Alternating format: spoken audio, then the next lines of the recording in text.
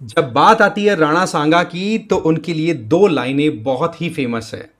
कोई तो ये कहता है कि जंग तो हार्यो पर राणा सांगा री शान कदे हार नहीं खाई। या फिर एक ये बात भी कही जाती है कि राणा सांगा रो हाथ तो कटी गयो पर हिम्मत कदी नहीं घटी। ये जो लाइंस हैं ये राणा सांगा की ब्रेवरी करेज के बारे में बताते हैं। शरीर पर 80 घाव, एक आंख नहीं, एक हाथ कट गया, एक पांव काम का नहीं, उसके बावजूद भी इन्वेडर्स को दो दो हाथ करने से बिल्कुल पीछे नहीं हटे। बट इस बात को एक डेंट पहुंचाया गया एक पॉलिटिशियन के द्वारा जब अभी रिसेंटली राज्यसभा में एक स्टेटमेंट दिया जाता है समाजवादी पार्टी के एक लीडर, उनके द्वारा यह कहा जाता है कि राणा सांगा ने ही कहीं ना कहीं बाबर को इनवाइट किया था कि आप आओ और इब्राहिम लोदी को हराओ। जबकि सच्चाई कुछ और है। आज इस वीडियो में हम समझेंगे कि इब्राहिम लोदी को खुद को दो बार दो युद्धों में राणा सांगा ने खुद ने हराया था। तो वो क्या इब्राहिम लोदी के खिलाफ में किसी और की सपोर्ट लेगा? खातोली और बांडी का युद्ध। इसके अलावा राणा सांगा ने बाबर के खिलाफ अपनी मुहिम इतनी गजब की चला रखी थी कि बाबर को अल्टीमेटली फिर जिहाद के कॉन्सेप्ट के आधार पर अपनी सेना का मनोबल बढ़ाना पड़ा था। नहीं तो राणा सांगा ने सब कुछ एकदम खड़का के रख रखा था।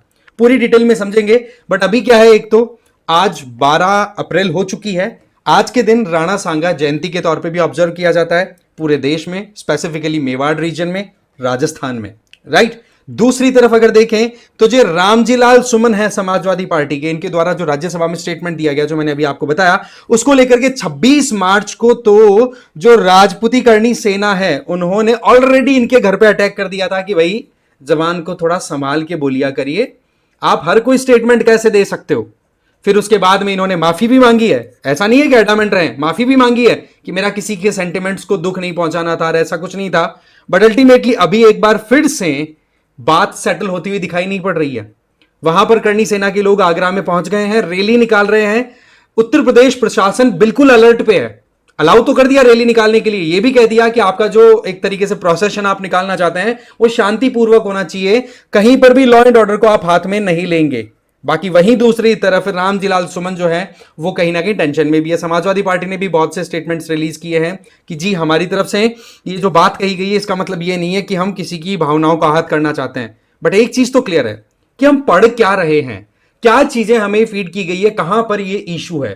देखो, कोई अगर स्टेटमेंट आज दिया जाता है तो मान के चलिए कि कहीं ना कहीं नींव में वो चीजें ऐड हुई थी, तभी जाकर के आज वो मैनिफेस्ट होती हुई दिखाई पड़ रही हैं। बट आज हमें महाराणा सांगा के बारे में पूरी डिटेल समझने की जरूरत है। हम समझेंगे पूरी डिटेल्स को। बट आगे बढ़े उससे पहले एक तो आप मुझे फॉलो कर सकते हैं इस क्यूआर कोड को स्कैन करके टेलीग्राम पर, मेरा नाम है रजनीकांत लाठा। और दूसरा PWNLIS की तरफ से यूपीएससी फाउंडेशन कोर्सेज रन कराए जा रहे हैं जिसमें संकल्प 2027 इंग्लिश और हिंदी में चल रहा है, टाइटन 2026 इंग्लिश में, इंग्लिश और हिंदी में आपका प्रहार 2026। टारगेट आपका साल होगा और साथ में मीडियम आपको ध्यान रख के कोर्स को ऑप्ट करना है।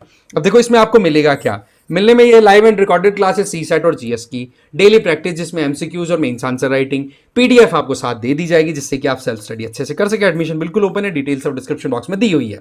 तो बात कुछ ऐसी है कि 12 अप्रैल को महाराणा सांगा जी की जयंती मनाई जाती है और ये वो महाराणा सांगा है जिन्होंने शुरुआत से लेकर मरते दम तक कभी भी हार नहीं मानी। बताया जाता है कि जब खानवा का युद्ध हुआ था उस युद्ध में बहुत बुरे तरीके से और घायल हो गए थे। इनका यह था कि चलो अभी लड़ेंगे चलो बाबर से।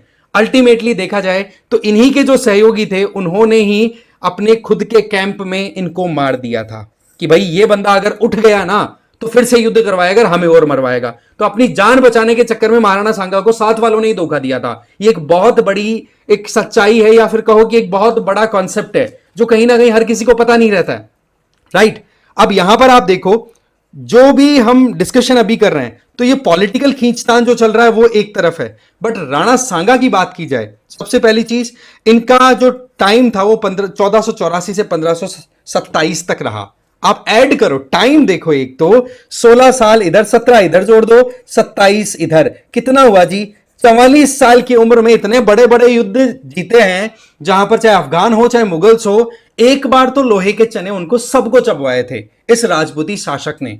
और जब मैं अच्छे से डिटेल में स्टडी कर रहा था तब एक लाइन आई मेरे सामने कि छत्रपति शिवाजी महाराज से भी पहले एक शेर को पैदा किया था भारत की इस भूमि ने, उसका नाम था महाराणा सांगा। ठीक है, ये सिसोदिया वंश के उत्तराधिकारी रहे। इनको भी वंशा अपनी पोजीशन लेने में बड़ा कंपटीशन का सामना करना पड़ा था। ठीक है, एग्रीमेंट बन रहा था जनता में कि हाँ भाई सांगा जो है वही मतलब राजा बनेंगे मेवाड़ के, बट इनके जो बड़े भाई थे पृथ्वीराज, उनके साथ में कंपटीशन कॉन्फ्लिक्ट के चलते फिर इनकी आंख फूट गई थी, फिर ये जान बचा करके कहीं निकल ली है कि हाँ भाई ठीक है, जब बड़ा भाई खुश नहीं है तो फिर इनके पिताजी ने पृथ्वीराज की डेथ के मौत हो गई थी तो वापस से बुलाया था, तब इन्होंने फिर सत्ता अपने हाथों में ली थी। 12 अप्रैल 1482 को चित्तौड़ मेवाड़ में जो लोकेटेड है वहां पर इनका जन्म हुआ था, इसीलिए 12 अप्रैल बहुत इंपॉर्टेंट हो जाता है। और करणी सेना जो है वो अब की बार 12 अप्रैल को थोड़ा सा अलग तरीके से ऑब्जर्व करती हुई दिखाई पड़ रही है। 1508 से 1528 तक इन्होंने जब शासन किया तो राजस्थान, मध्य प्रदेश, गुजरात और उत्तर प्रदेश, हरियाणा तक के बहुत सारे रीजन्स को अपने अंडर में कंट्रोल किया था। आप खुद देख सकते हैं, मेवात हरियाणा, कालपी ग्वालियर ये मध्य प्रदेश उत्तर प्रदेश वाला रीजन आ गया, चंदेरी आ गया, भिलासा आ गया, रायसेन आ गया, ये आपका सारा का सारा मध्य प्रदेश, डूंगरपुर आ गया, चित्तौड़गढ़, आबू, अजमेर, जोधपुर ये राजस्थान वाले एरिया गए, मतलब अच्छा खासा रीजन इनके अंडर में आता था।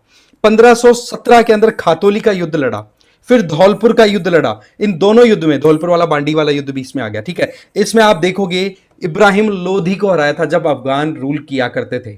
ठीक है, इसके अलावा गागरोन का युद्ध हुआ था जो सुल्तान महमूद खिलजी था, कहां से, इधर साउथ की तरफ से, मालवा की तरफ से, उसको भी हराया था। ठीक है, इसके अलावा उत्तर भारत में राजपूतों का प्रभुत्व स्थापित करने में बहुत सक्सेसफुली अपना काम किया था। आपको ध्यान होगा कि 1527 में जब खानवा का युद्ध हुआ था तो बाबर की विक्ट्री हुई थी, बाबर ने खुद को गाजी कहा था। उसके एक महीने पहले, मैं एग्जैक्ट डेट बताना चाहूंगा आपको, कि खानवा का युद्ध हुआ था 17 मार्च 1527 को। उस युद्ध से एक महीने पहले फरवरी 1527 में बयाना का युद्ध हुआ था। ध्यान से समझना, बयाना का युद्ध, बयाना भरतपुर, राजस्थान का भरतपुर जो है वहां पर लोकेटेड एक बहुत बड़ा फोर्ट है। वहां पर बाबर ने अपनी खुद की सेना छोड़ रखी थी, उस सेना को इतना बुरे तरीके से हराया था कि वो सेना बिल्कुल डिमोरलाइज होकर के भाग रही थी इधर उज्बेकिस्तान की तरफ, अफगानिस्तान की तरफ, कि भाई हमारे बस की बात नहीं है इन्हें राजपूतों से लड़ने की।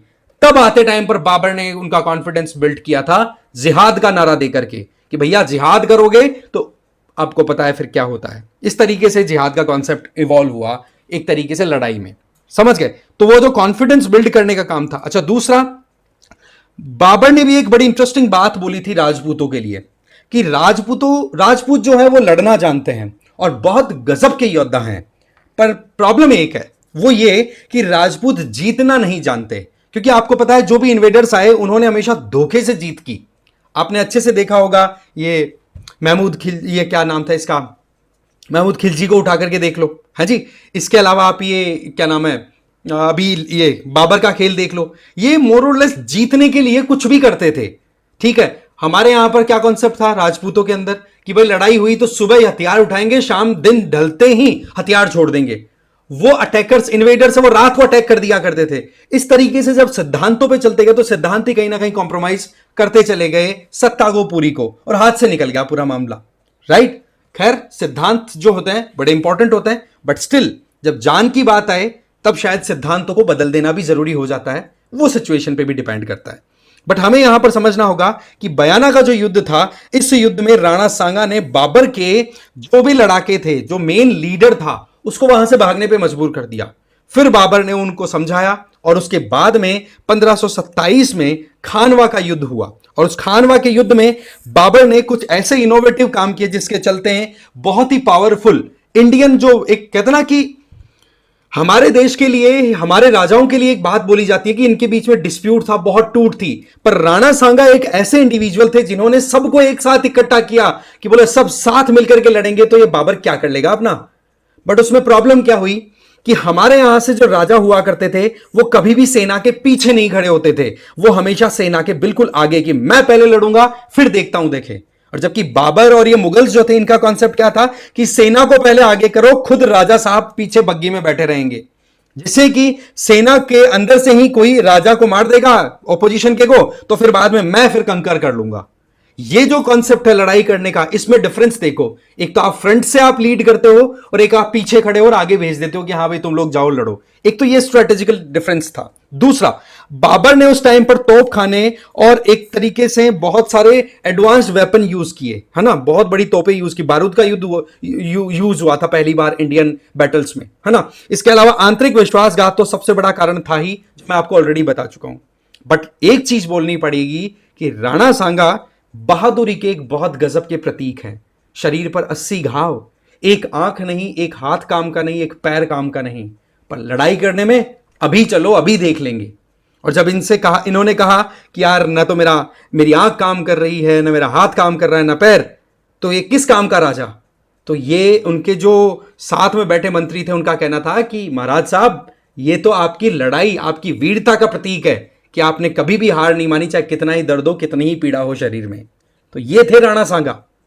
क्या सोचते हैं आप इस मामले में, कमेंट करके जरूर बताना। बाकी इस वीडियो में इतना ही था। Thank you very much.